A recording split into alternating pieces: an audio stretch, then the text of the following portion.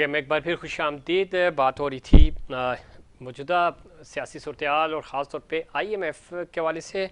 IMF का pressure बहुत है मौजूदा हुकूमत के ऊपर, और प्रेशर खैर माजी में भी रहा, इस दफ़ा भी है, और चीज़ें आहिस्ता आहिस्ता हुकूमत कोशिश कर रही है बेहतरी की तरफ जा सकें, माशी तौर पे मुल्क इस्तेकाम की तरफ आए ताकि ताकि मुल्क तरक्की कर सके। और फौरी तौर पे आवाम को रिलीफ भी हमें मिलता हुआ नज़र नहीं आ रहा, लेकिन हुकूमत की पॉलिसी क्या होगी और कैसे वो आवाम को रिलीफ देंगे, ये सबसे ज़्यादा इम्पोर्टेंट है। फ़िलहाल तो महंगाई ही बढ़ती जा रही है और पेट्रोलियम मसनूआत के ऊपर भी मज़ीद टैक्स लगेगा, और अगर ये सब कुछ होता रहा तो इसमें हुकूमत के लिए बड़ा टफ होगा, और इमीडिएटली आपको बहुत सारे डिपार्टमेंट्स में काम करना होगा जहाँ से रिलीफ भी मिल सके, सैलरीज में इजाफा हो सके, जॉब्स मिल सके लोगों को, जिसमें आईटी सेक्टर है, टूरिज़्म है, एग्रीकल्चर है, ताकि दूसरी तरफ अपॉर्चुनिटी भी मिले, ताकि रिलीफ मिल सके। बज़ाहिर तो ज़ाहिर है चीज़ें जो आईएमएफ की शराइत हैं उनको तो पूरा करना है, अदरवाइज़ कर्ज़ा मिलना मुश्किल हो जाएगा। तो ये सारी चीज़ें हैं, हुकूमत इसको कैसे प्लान करेगी और उनका जो हिकमत अमली क्या होगी आईएमएफ को डील करने की, और आईएमएफ को डील करने के बाद अपनी प्रोडक्शन कैसे बढ़ाएगी, इस पर मज़ीद बात करेंगे। ज्वाइन किया है जनाब इकबाल ज़फ़र जगड़ा साहब ने, सीनियर सियासतदान है, सीनियर रहनुमा है मुस्लिम लीग नून के। जगड़ा साहब खुशामदीद कहते हैं आपको शो में। अस्सलाम वालेकुम जी।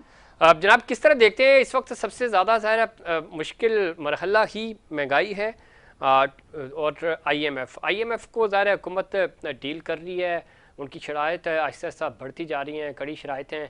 अब समझते हैं कि कर्ज़ा तो खैर मिल ही जाएगा, लेकिन उसके बाद रिलीफ कैसे मिलेगा और इसकी यूटिलाइजेशन कितनी बेहतर हो सकती है ताकि हम इस जंगल से भी बाहर आएँ और अपनी प्रोडक्शन को बेहतर कर सकें। शुक्रिया जी। बस ये जो आपने बात की है बहुत मैं समझता हूँ कि आजकल के हालात को मद्देनजर रखते हुए आईएमएफ के बगैर चलना तो नामुमकिन था जी। तो हमारी हुकूमत ने आकर यही बेहतर समझा कि आईएमएफ के साथ हमने जो टर्म्स एंड तो नेचुरली इस सहायन हालात में अगर हमने मुल्क को चलाना है और ये मुश्किलात से निकलना है, क्योंकि आज हमारा सबसे बड़ा मसला जो है वो हमारी मईशत है, और मईशत जब तक स्टेबल नहीं होगी तो मुल्क का चलना मुश्किल हो जाता है। लिहाजा हमने आईएमएफ के साथ जो उनकी शराइत थे वो भी माने, लेकिन साथ ही साथ जहाँ पर हमें उसमें कुछ कोताहियां नजर आई तो वो भी उनके अटेंशन में लाई गई, और उनसे बातचीत होने के बाद उनको काफी चीजों पे अग्री भी कराया गया। तो इंशाल्लाह अब वो ये है कि एक इन बिटवीन रास्ता मिल चुका है, इसके पर चलना है। और सबसे बड़ी जो हमारा इस वक्त मसला है वो महंगाई का है। महंगाई इस हद तक ये तो है जगड़ा साहब, महंगाई ज़ाहिर सबसे बड़ा इशू है, और आईएमएफ ज़ाहिर रिलीफ आईएमएफ की तरफ से कर्जा तो मिल जाएगा, शराइत कड़ी। इस कर्जे को हम कैसे बेहतर इस्तेमाल करें ताकि अगली दफ़ा हमें कर्जा ना लेना पड़े, हम अपने पाँव पे खड़े हो सकें। जी जी, देखिए बेहतर इस्तेमाल करने के लिए इस वक्त आपकी हुकूमत किसकी बैठी हुई है? पाकिस्तान मुस्लिम लीग नून की हुकूमत बैठी हुई है जनाब। पाकिस्तान मुस्लिम लीग नून ने आज नहीं बल्कि कल भी साबित किया है और आगे भी साबित करेगी इंशाल्लाह कि उसने जब भी आए तो उनको ये था कि मुल्क तो जा रहा है जी डिफॉल्ट में, ठीक। और ऐसी कंडीशंस को हमने अल्लाह के करम से मियां नवाज शरीफ साहब की क़यादत में उसको हैंडल करके, और डिफॉल्ट से एक दफा नहीं बल्कि ये एडमिटेड फैक्ट है कि 3 दफा डिफॉल्ट से पाकिस्तान को बचाया है। तो नवाज शरीफ और पीएमएलएन की हुकूमत ने बचाया है इसको।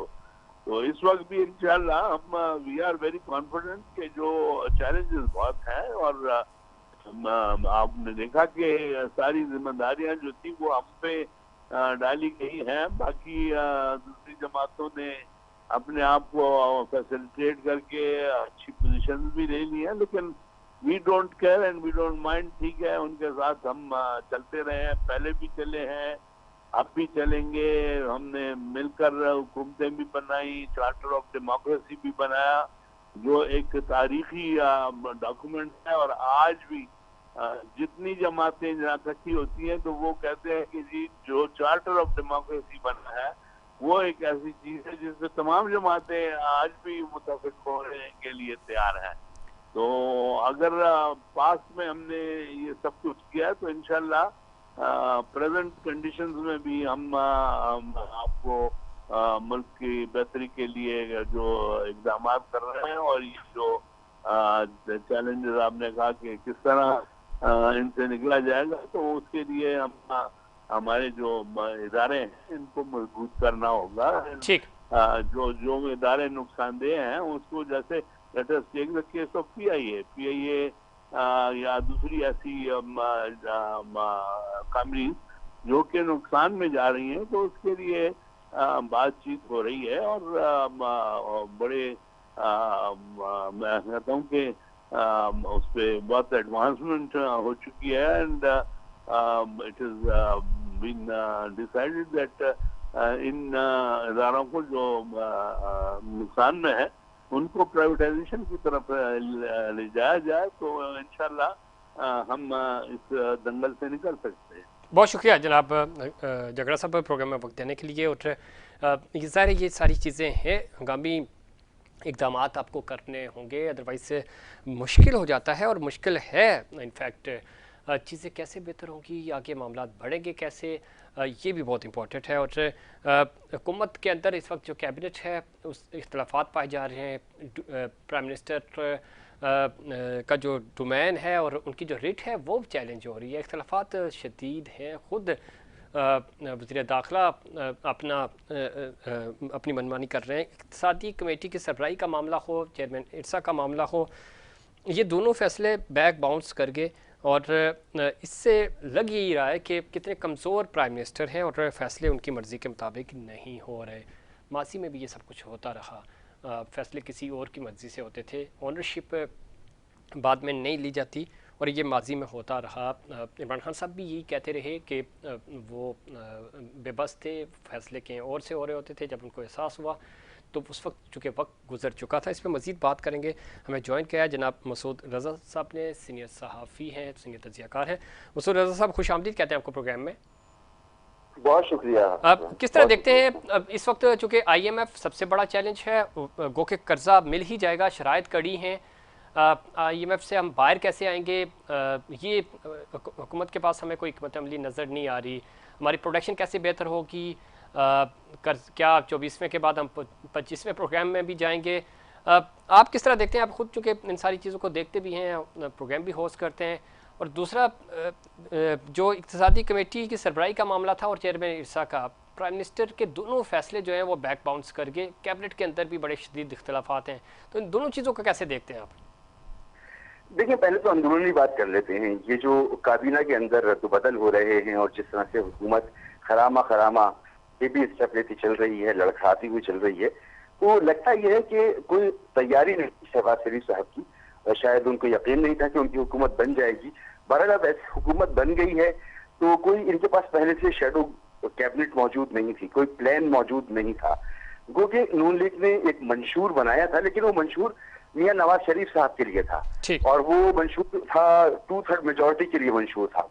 अब 2/3 मेजोरिटी तो इस हुकूमत को मिल रही है, क्योंकि जो इत्तेहादी हैं, आप देखें कि ऐवान ज़ेरी में तकरीबन 2/3 मेजोरिटी हो गई है, और सेनेट इलेक्शन के बाद जो है वो ऐवान बाला में भी 2/3 मेजोरिटी हो जाएगी। लेकिन शहबाज शरीफ साहब के पास कोई प्लान था नहीं।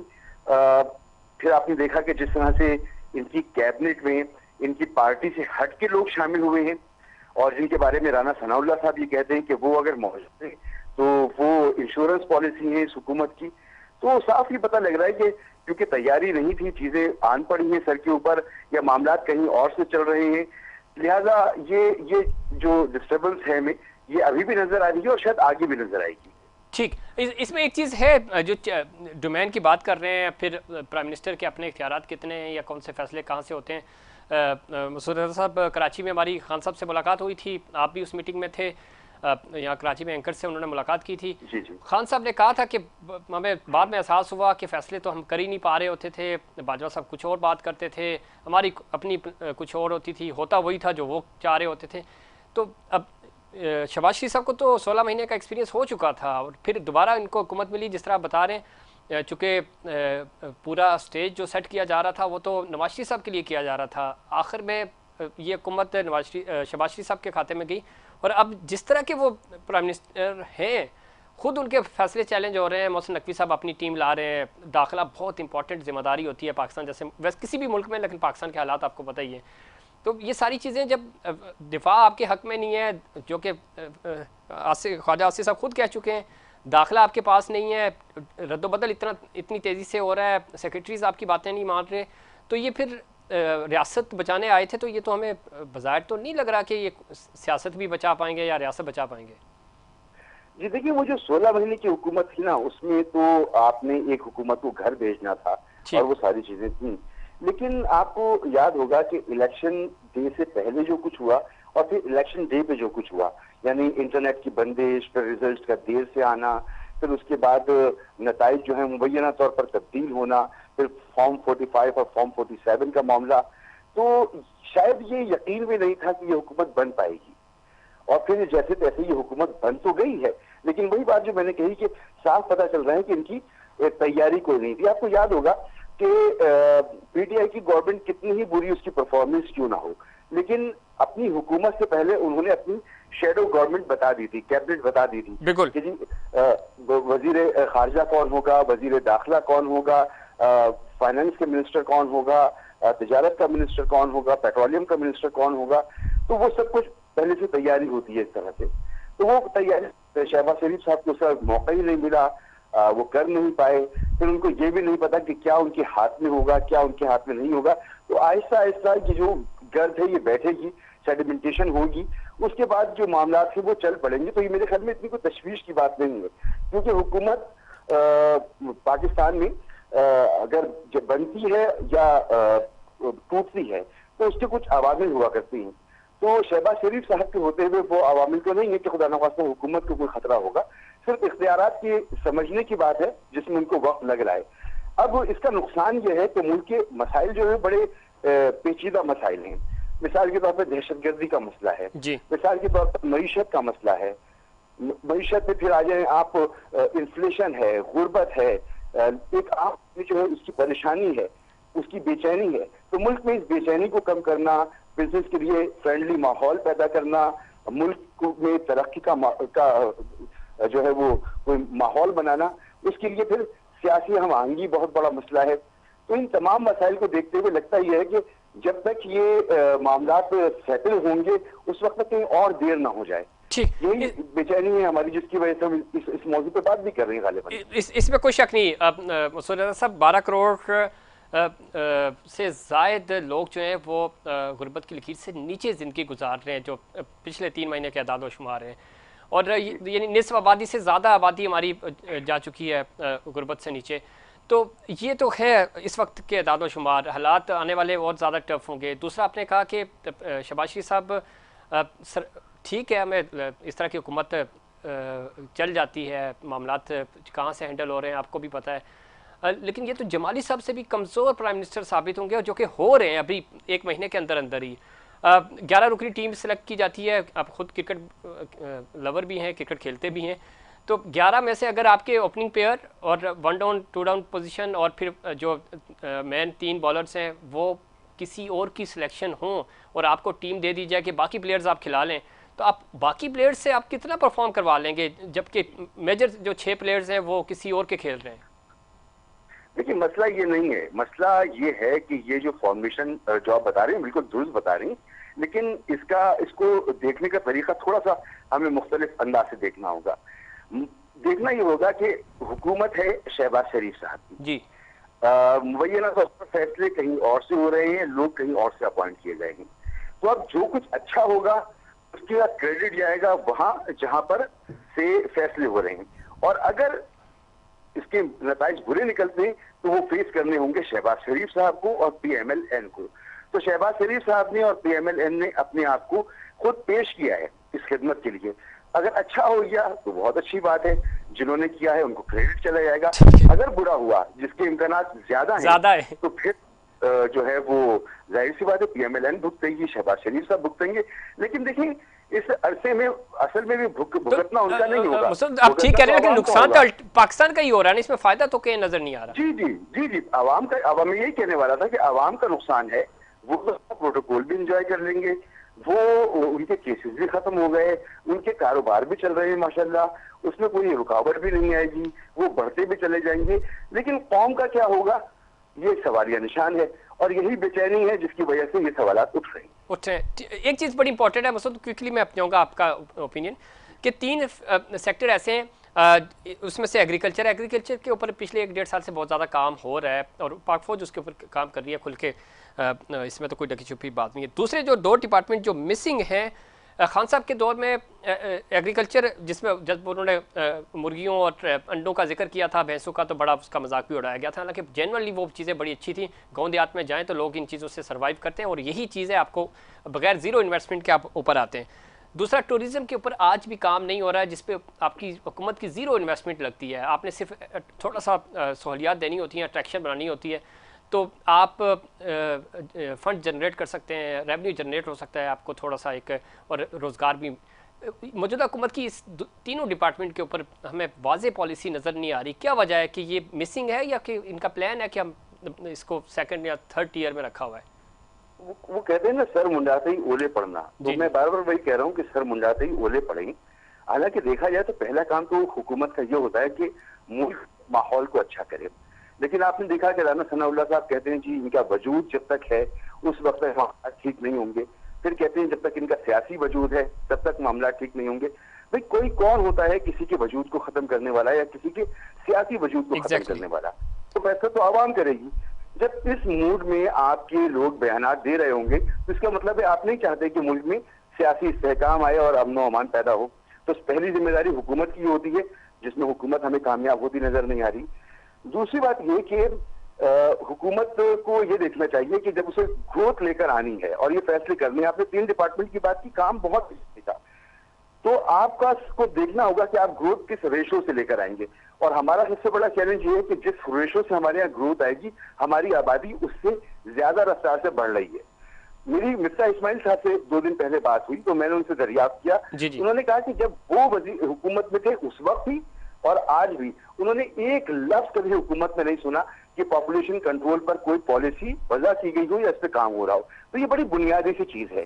फिर इसके बाद जो आप ज़राअत की बात कर रहे हैं, दूसरी चीजों की बात कर रहे हैं, देखिए ये सारी चीजें तो होनी है, करनी है हमने। अगर हम नहीं करेंगे तो हम तो मारे जाएंगे। लेकिन उससे पहले जो करने की चीजें हैं उस पर आप दुरुस्त ये कह रहे हैं कि कोई वाज़ेह पॉलिसी किसी तरह की इस वक्त तक की हुकूमत देने में हमें कामयाब नजर नहीं आ रही है। ठीक है, जिसकी वजह से मायूसी और ज्यादा बढ़ रही है, चूंकि एटलीस्ट पेपर पे या मीडिया पे तो कोई चीजें मौजूद हों वो भी नजर नहीं आ रही। बहुत शुक्रिया मुसर्रद रज़ा साहब प्रोग्राम में वक्त देने के लिए।